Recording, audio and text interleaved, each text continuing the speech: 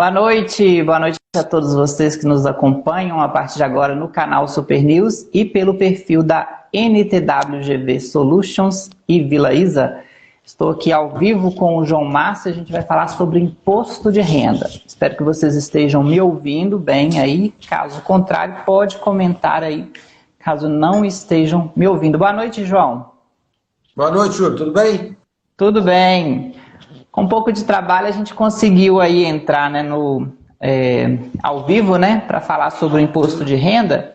Hoje, virada de mês, né, amanhã já inicia o mês de abril e a gente vai falar sobre os desafios, né, de se declarar imposto de renda em meio à pandemia. Vamos começar então, João, falando, né, sobre quem está obrigado a declarar o imposto de renda, se possível.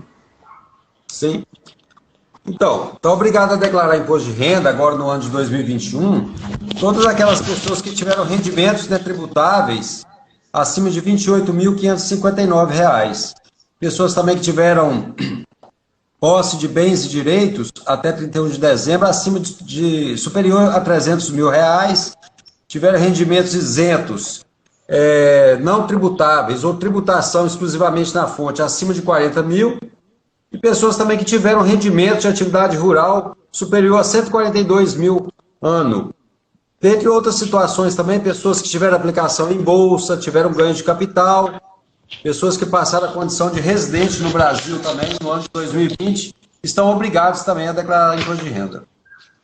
Ô João, quando se fala, né, em ganhos de capital, como que configura isso? Para a pessoa saber que ela obteve esses ganhos de capital, quais os meios que ela fica sabendo que ela teve ou não? Simplesmente, por exemplo, se ela for sócio de uma empresa, já configura como ganho de capital? Não, né? Tem que ter um investimento, é isso? Geralmente o ganho de capital ele é caracterizado nas transações comerciais. Por exemplo, a pessoa comprou um determinado bem, um imóvel, né, uma casa, uma área, um lote, e por um determinado valor. No momento que ele vende esse imóvel, ele vende por um valor maior. Então, caracteriza ali um ganho de capital. Então, sobre essa diferença, ele está sujeito a uma tributação que é caracterizado o ganho de capital. Aí tem todo um processo, tem que aplicar uma tabela, tem um programa, né, que a Receita disponibiliza, para a pessoa estar fazendo esse cálculo e estar apurando qual seria esse valor. Então, dessa forma, né, por exemplo, numa transação imobiliária, o vendedor e o comprador têm que basicamente colocar as informações o mais reais possíveis, né, para que nenhum deles caia em determinada situação desconfortável. Por exemplo, né, se um informar lá um valor errado, pode ser que prejudique o outro, né? O que vai determinar isso aí, no caso de uma transação comercial de um imóvel, é a escritura. E quem vai estar sujeito ao pagamento desse ganho de capital é quem vendeu, é quem tinha a posse do bem, e não quem está adquirindo. Agora, a pessoa, por exemplo, se ela vendeu um imóvel, não em 2020, mas no ano anterior, em 2020 ela tem que fazer alguma menção a este imóvel ou já finaliza por ali? Se ela vendeu no ano anterior. Se ela vendeu, por exemplo, nesse ano de 2021, nós estamos declarando 2020. Certo. Então, todas as operações que acontecerem em 2020 serão declaradas e apuradas nessa declaração. Agora, se ele teve isso em anos anteriores, ele deveria ter apresentado essas alterações naquelas declarações do respectivo ano. Agora, tem um campo específico para a pessoa declarar a venda do imóvel, correto? Lá na coluna de bens e direitos, né, dentro da declaração de imposto de renda, a pessoa tanto declara a aquisição, assim como também se ele desfez daquele bem no ano corrente, né, do que se refere ao imposto de renda, ele vai mencionar lá que aquele bem foi vendido, podendo informar o nome para quem ele vendeu, inclusive o CPF daquela pessoa. E aí, por exemplo, se a pessoa não comprou à vista em dinheiro, né, ela financiou esse imóvel, ela deve declarar essa dívida do imóvel? Sim, lá tem também a coluna de dívidas e ônus, né? A pessoa está declarando e justificando, talvez, a aquisição daquele bem que talvez não é compatível com os seus rendimentos ou com a sua reserva que ele tinha em mãos. Então, para justificar a compra de um bem com valor superior ao que ele tinha em recurso próprio, ele vai declarar na coluna de dívidas e ônus qual é o valor da sua dívida, qual é a forma de pagamento, quanto que ele vai estar assumindo mensal. Aí tem lá também como vai colocar o saldo do devedor em 31 de dezembro, tem todos os campos específicos. Entraria também nessa questão do ganho de capital os investimentos em bolsa de valores, por exemplo, né, João? Sim, aí já tem uns campos específicos, né, para a pessoa colocar lá quais são o tipo de investimento que ele fez, de acordo com os relatórios que ele vai receber das operadoras. Certo. Se a pessoa presta serviço para mais de uma empresa, como proceder na declaração? O contribuinte ele vai receber das empresas onde ele prestou serviço ou onde ele tem vínculo empregatício um informe de rendimento.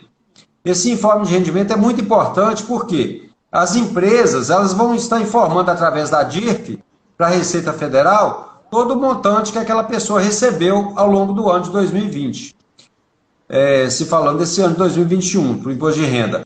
Então, a partir do momento que esse contribuinte estiver em posse desses informes, ele deverá fazer constar na sua declaração aqueles valores idênticos aos valores que estão naquele relatório, informando dali todas as fontes pagadoras, ainda que seja 2, 3 ou mais.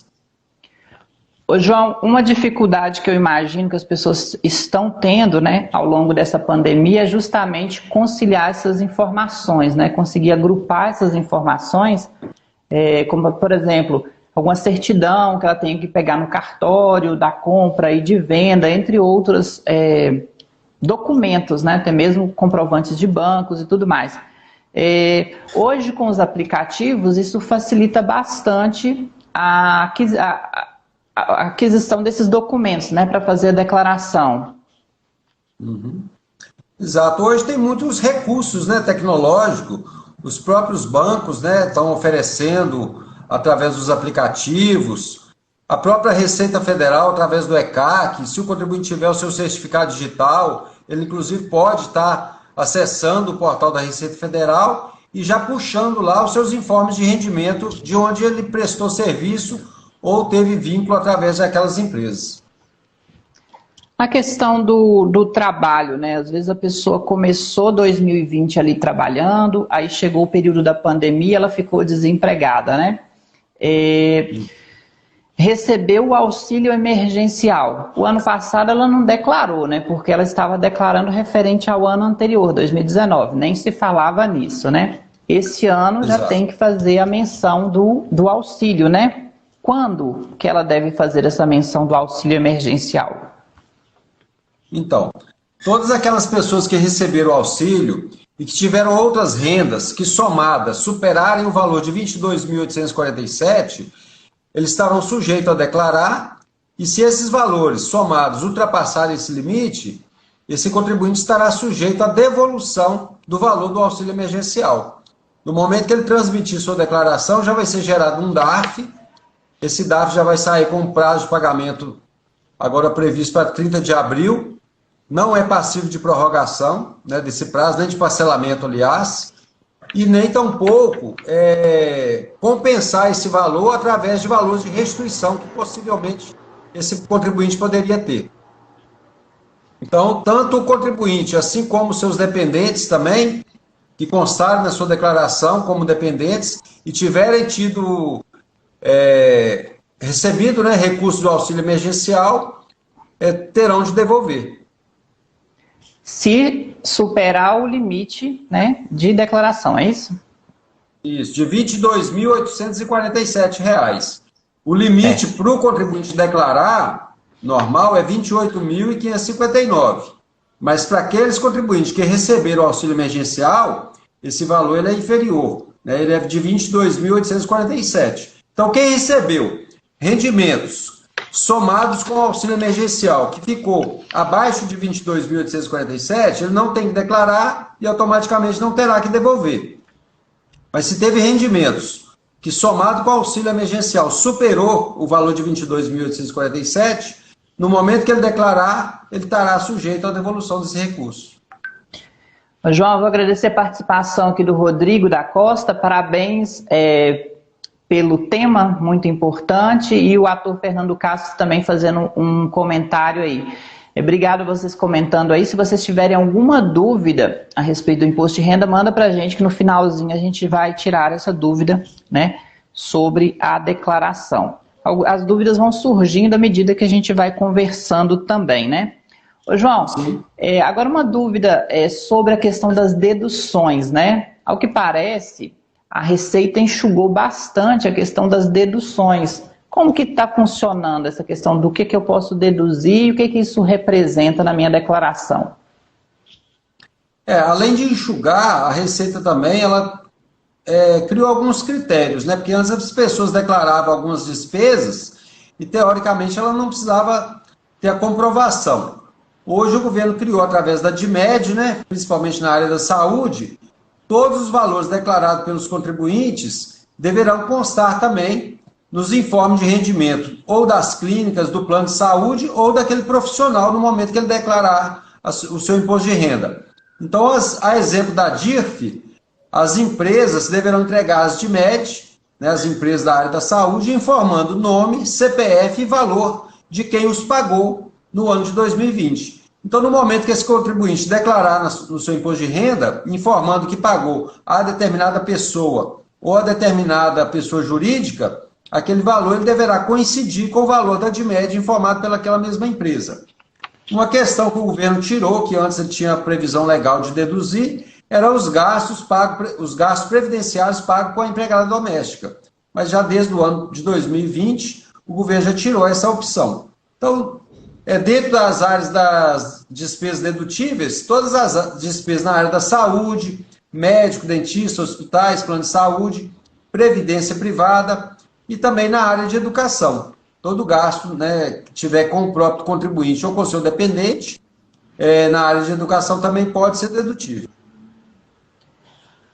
Como que está a questão dos dependentes, né? A pessoa, por exemplo, se ela tiver uma renda de um salário mínimo, vamos supor, mas ela é uma pessoa incapaz, ela não responde por si mesma, ela pode entrar como dependente da outra no imposto de renda, se ela depender dela necessariamente para sobreviver, vamos dizer assim? Tem alguns requisitos para a pessoa figurar como dependente. Pode constar como dependente, né, legal, as pessoas, né, os filhos, né, os pais, ou até irmãos, neto, bisneto, desde que a pessoa detenha a guarda judicial desse dependente. E se esse dependente tiver algum rendimento, ele deverá fazer constar também na sua declaração o rendimento desse dependente. Agora, se essa pessoa é um incapaz, ele tem alguma deficiência, alguma doença, muitas das vezes os rendimentos dessa pessoa, se for oriundo de um benefício previdenciário, esse rendimento ele deve ser isento. Então, provavelmente, ele constará como dependente, mas o seu rendimento não fará diferença, que não será somado ao rendimento do declarante, do contribuinte. Ô, João, mas todas as suas despesas, sim. Só concluindo, Júlio, todas as suas despesas farão e serão deduzidas no resultado dessa declaração. Agora, voltando um pouquinho na questão dos imóveis, né? Muitas vezes as pessoas não têm uma renda fixa, né? Mas têm imóveis. E ela pode, de uma hora para outra, vender, né, esse imóvel, oferindo assim o ganho de capital. Reforça para a gente essa ideia se ela não tem renda, se ela não tem um limite de renda que ela é obrigada a declarar, mas ela vendeu acima de 300 ou 400 mil, que ela deve já fazer a declaração. Ou se ela possui esse valor, se ela já tem ali contabilizado esse valor. Se em 31 de dezembro de 2020, esse contribuinte tinha em posse bens patrimoniais de valor superior a 300 mil, independente de ele ter tido renda tributada ou não, ele estaria sujeito a declarar imposto de renda também. Um detalhe com relação ao ganho de capital é que a pessoa que vendeu um imóvel residencial e dentro dos próximos 6 meses ele reinvestiu o valor, né, dessa venda, ele ficaria isento do ganho de capital. Então, se ele pegar o valor da venda do imóvel e reinvestir, ele não estaria sujeito ao pagamento do ganho de capital. Ô João, a pessoa que começou a empreender, né, se tornou ali um microempresário ou um microempreendedor individual, formal, né, abriu um CNPJ, tem regras específicas ou ela deve declarar na pessoa física e ter um período especial para fazer a declaração da empresa, em separado? O microempreendedor individual, assim como o empresário hoje de uma empresa, microempresa normal, ele não mais simplesmente por ter uma empresa, um CNPJ vinculado ao seu CPF, ele estaria obrigado a declarar imposto de renda. A gente orienta que todo empresário, ele deva declarar, porque ao longo do ano ele pode vir a precisar comprovar renda através de um cadastro bancário para fins de financiamento. Então é interessante a pessoa ter essa declaração de imposto de renda em mãos para poder ele ter ali um comprovante de renda. Mas pelo simples fato da pessoa ter vinculado ao CPF dele um CNPJ, ele não mais é obrigado a declarar imposto de renda. E se falando do microempreendedor, assim como as demais empresas, elas têm os prazos diferentes do prazo do período de imposto de renda da pessoa física. Ah, sim. Ô João, agora fala um pouco, você como contador, né, do seu dia a dia aí no escritório. Quais as principais dificuldades das pessoas com a pandemia? O que vocês têm feito para ajudar essas pessoas para conseguir, né, obedecer os prazos estabelecidos pela Receita e declarar em dia, independente se vai prorrogar ou não o prazo da declaração? O que você reafirma que é importante as pessoas ficarem atentas e como elas podem ter acesso a essas informações e esse canal, né, entre a contabilidade e vocês no dia a dia? Hoje, gradativamente, né, com a tecnologia, a gente tem vários outros recursos. Diferentemente de anterior, que a gente só tinha talvez o e-mail, né, hoje a gente tem os outros canais, e um dos que está sendo muito usado hoje é através do WhatsApp. As pessoas mandarem todos os documentos para a gente via WhatsApp, evitando assim o deslocamento das pessoas até o escritório, não ter esse contato físico, né? Porque nesse momento de pandemia, tanto se pede, né, o isolamento social, então as pessoas não perderem o prazo, não deixar de cumprir com a obrigação, né, tendo em vista que tem um prazo, e expirando esse prazo, a pessoa fica sujeita ao pagamento de uma multa. Então a gente oferece essas opções de mandar via sistema, né? A pessoa pode estar escaneando todos os seus documentos e nos enviando. A gente aqui no escritório também disponibiliza um boy que pode estar deslocando até a casa desse contribuinte, está buscando também esse documento. E depois a gente vai através de telefone, mantendo contato com as pessoas, esclarecendo aquelas dúvidas que a gente geralmente fazia de forma presencial. Que bacana. Então é um teleatendimento, né, que vocês estão fazendo, tanto por e-mail, WhatsApp, pelo telefone, para evitar o fluxo da pessoa, né, fisicamente. Então ela consegue ali fazer essa ponte através dos canais virtuais. Sim, principalmente assim, que tem muito contribuinte idoso, né? A gente preocupa muito com esse perfil, que são as pessoas de maiores riscos, né? Que nesse momento deverão permanecer em casa, evitando muito deslocamento, para não estar sujeito aí à contaminação. Inclusive, falando-se de prazo, já cogitou-se hoje, né, que a Câmara aprovou uma prorrogação de prazo, encaminhando, inclusive, para o Senado, e diferente do ano passado, que o prazo foi prorrogado até 30 de junho, podendo esse ano prorrogar até 31 de julho. Então o prazo seria alongado por mais 30 dias, exatamente. Seria bacana isso aí, né? Porque assim, muitas pessoas têm facilidade, né, em fazer por conta própria, ir lá baixar o programa ou acessar o computador, né? Mesmo assim, eu, por exemplo, já declarei via celular e quando precisei, por exemplo, de uma segunda via da declaração, eu tive uma certa dificuldade, porque eu apaguei o aplicativo, né? Eu já não tinha mais o aplicativo, então eu tive que ir lá na Receita pessoalmente para tirar a segunda via. Então, o que você está falando é o seguinte, você tendo esse acompanhamento, né, principalmente as pessoas que têm maior dificuldade, né, é importante porque fica tudo registrado ali, ela consegue os seus comprovantes também, né, e é importante, João, ressaltar a questão da segurança, né, o WhatsApp é um meio que facilita bastante as transações, inclusive agora, por exemplo, as pessoas vão poder transferir dinheiro pelo WhatsApp, mas sempre lembrar, né, de ter os mecanismos de segurança, né, como, por exemplo, aquela confirmação em 2 etapas, né, que os especialistas falam bastante para que nenhum dado seja extraviado, né, nem clonado, de certa forma, né? Sim, a pessoa tem que tomar os devidos cuidados, porque a tecnologia, da mesma forma que ela vem para ajudar, ela pode ficar bem suscetível, né, a uns hackers, né? E a pessoa tem os seus bancos de dados aí copiado e extraviado. Então, assim, aqui no escritório, como a gente profissionais da área da contabilidade, a gente sempre orienta o contribuinte que, embora ele pode fazer sozinho, o programa ele é disponibilizado, né, publicamente, né, pela Receita Federal, qualquer pessoa pode ter acesso e fazer, mas assim, que a pessoa, a orientação que a gente dá é que a pessoa busque a orientação de um profissional contábil, porque o programa, embora ele seja público, mas a legislação do imposto de renda, ela muda a cada ano.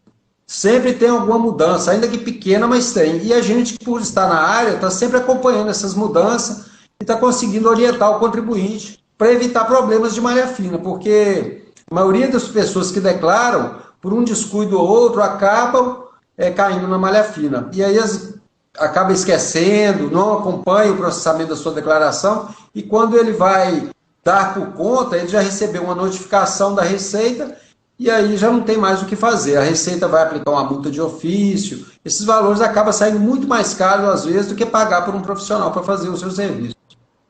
Principalmente para quem tem muitos negócios, né, mais de um imóvel, por exemplo, né, tem mais de uma fonte pagadora, é essencial esse acompanhamento, né, de uma contabilidade e de uma assessoria especializada. Sim, porque a gente acaba orientando a pessoa e às vezes a pessoa desconhece. Ele acha que por ele ter um vínculo empregatício, se restringe apenas a declarar aquele rendimento.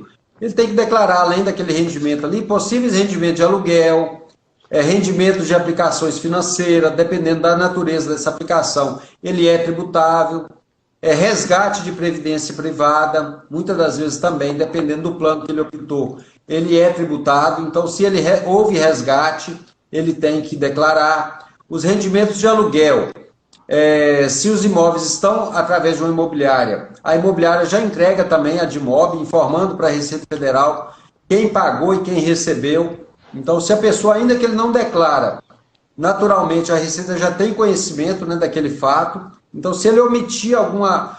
E às vezes, muitas das vezes, o que acontece? A pessoa cai na malha fina, às vezes, não só por omissão, mas também por excesso de informação.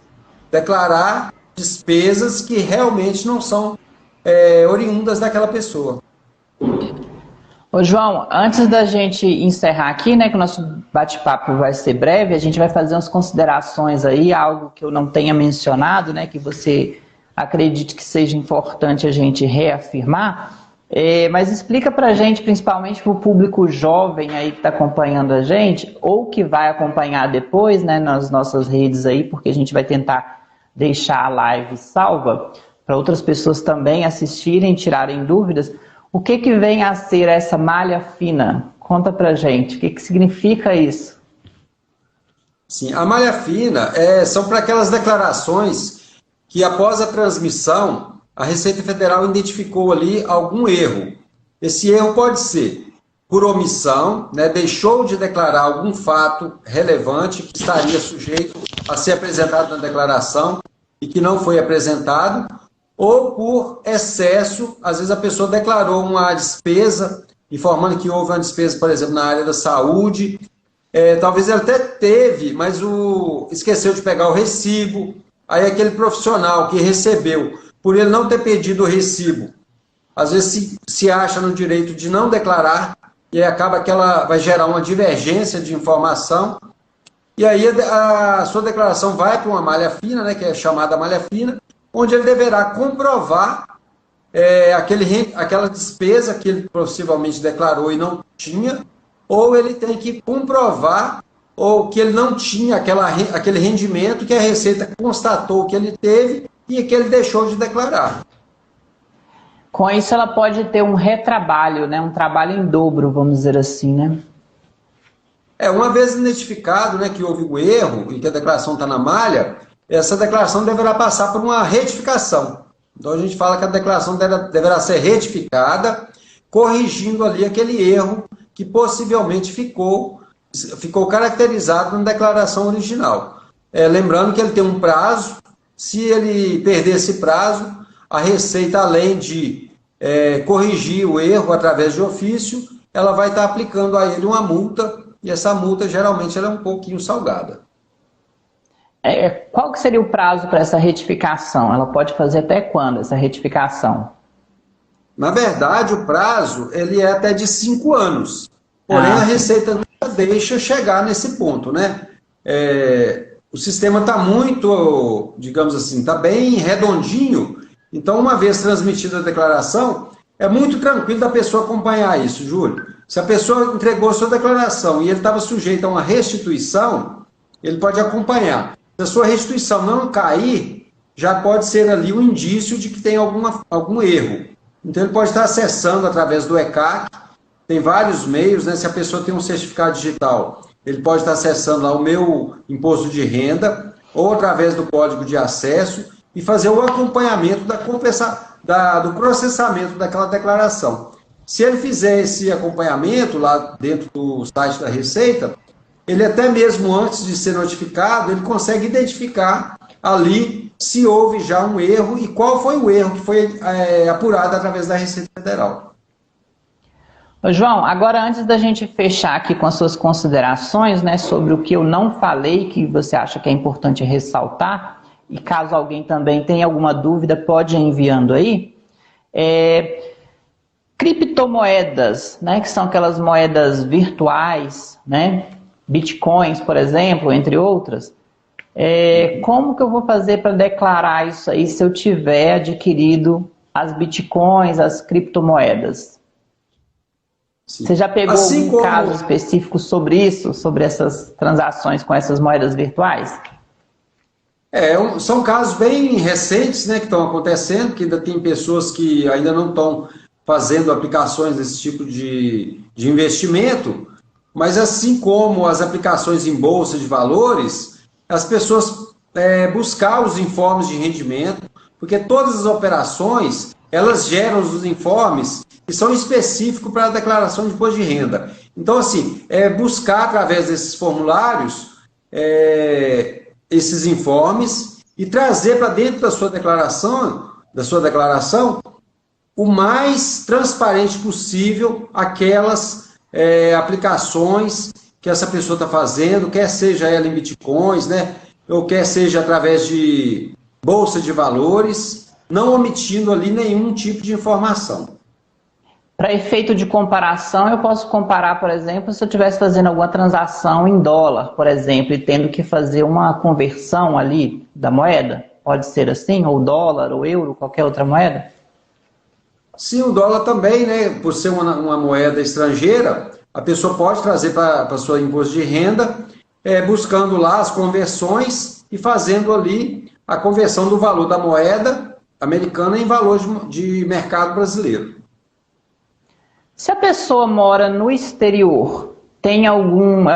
Eu lembrei dessa situação. Se a pessoa mora no exterior, trabalha lá, é residente lá, mas tem algum bem aqui no Brasil, por exemplo, imóveis, que rende para ela, por exemplo, um aluguel, vamos dizer assim, né? Ela declara aqui esse imóvel ou declara lá? Como que faz? Isso vai muito do perfil daquele contribuinte, porque se ele declara lá nos Estados Unidos, ele pode concentrar todo o seu rendimento lá, né? Ainda que o rendimento dele seja aqui, ele pode ser apresentado lá nos Estados Unidos. Tem que ver a questão de acordo tributário entre os países onde a pessoa está residindo, assim como também ele pode prestar conta lá do que ele ganha lá naquele país e está apresentando a sua declaração de imposto de renda aqui no Brasil, dos rendimentos que ele tem aqui. Tem que ficar atento com relação a algumas regras, né? A Receita Federal, para a pessoa que mora fora, ele tem que ter declarado a saída definitiva do país, tem toda uma questão legal para a pessoa poder fazer uso desses benefícios, evitando, assim, talvez uma bitributação. Ah, sim. Por isso é importante já fazer uma consulta, né? Principalmente a área Sim, contábil para, né, evitar problemas como esse, né? exatamente. É muito comum, né, quem mora fora do país tem investimentos, né, aqui no Brasil, por exemplo, né, os brasileiros, e às vezes está lá declarando lá e ter que redeclarar aqui no Brasil também, porque talvez não fez a sua saída definitiva do país. Ah, sim. Ô, João, nós já vamos caminhando aqui para terminar e eu te peço que quando a gente encerrar, né, porque a gente começou no seu perfil aí, você deixar a live salva, né, para a gente poder compartilhar depois com outras pessoas que não estão podendo assistir agora ao vivo. Mas dentro de tudo que a gente conversou aqui, o que que você acha importante ressaltar, algo que eu não tenha, né, mencionado de repente sobre a declaração do imposto de renda deste ano? Ô, Júlio, o conselho que a gente deixa é basicamente aquele cuidado que todo contribuinte deve fazer, porque os dizeres que imposto de renda que a gente fazer não é, por exemplo, agora na época de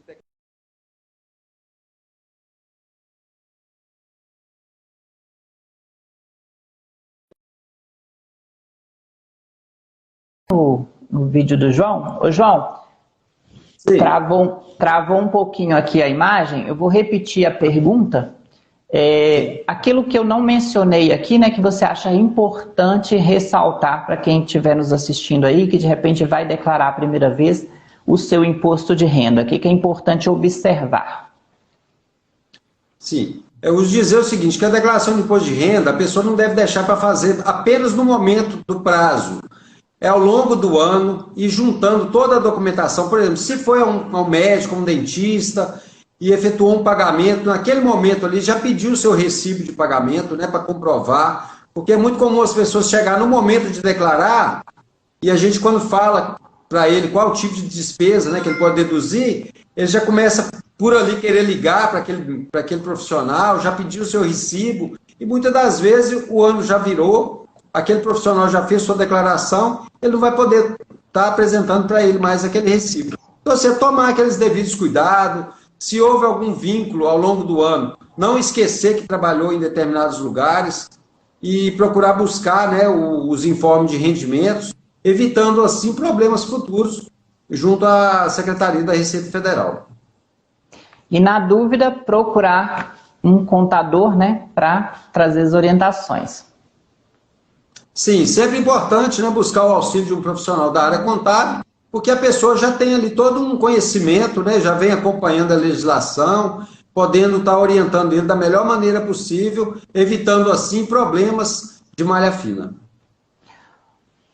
Eu conversei então com o João Márcio da NTW Contabilidade e Gestão Empresarial. João, muito obrigado por sua disponibilidade, né, de fazer essa live, de bater esse papo com a gente aqui, porque muitas pessoas ainda têm dúvidas ainda, né? Porque isso muda todo ano, né? Todo ano é uma regrinha diferente, mas o principal é o que você falou, né?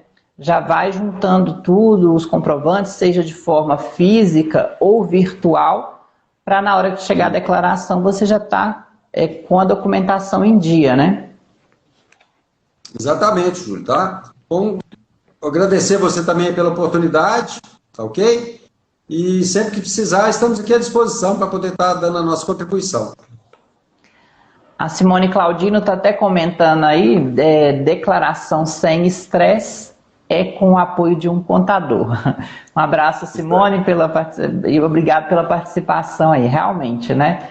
Se você vê que vai ser difícil, né, essa declaração, já vai te dar dor de cabeça, é melhor já fazer essa consulta para ter esse apoio mesmo, né? Exatamente. Ô, João, então eu agradeço a você, eu peço que você deixe a live salva aí no seu perfil para a gente poder compartilhar com outras pessoas, né? E você gostaria de deixar mais alguma mensagem antes da gente encerrar? É só mesmo assim que o contribuinte esteja acompanhando essas mudanças, principalmente nesse momento de pandemia, né, que a gente está passando, embora está cogitando-se a prorrogação do prazo, mas o prazo original mesmo é 30 de abril. Se por um acaso acontecer de não houver a prorrogação, não perder o prazo para evitar o pagamento de multas, né, porque às vezes já é difícil pagar o imposto e ainda somado com as multas, às vezes pode ficar ainda mais difícil nesse momento aí de economia que nós estamos passando por ele. Obrigado, então, João. Boa noite para você, né? A gente se encontra numa próxima oportunidade. Quem quiser deixar um comentário aí nos vídeos, né? A gente vai tentar postar no YouTube também depois o vídeo, para a gente ir respondendo aí depois também essas dúvidas das pessoas ao longo, né, desse período, e se prorrogar o prazo vai ser muito bom. Muito obrigado mesmo pela sua participação aqui. Tá ok, Júlio. Um abraço. Boa noite. Boa noite. Obrigado.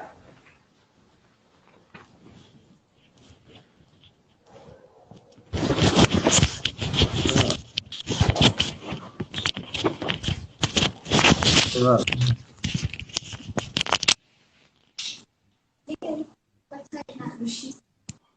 E para me salvar. Tá ok.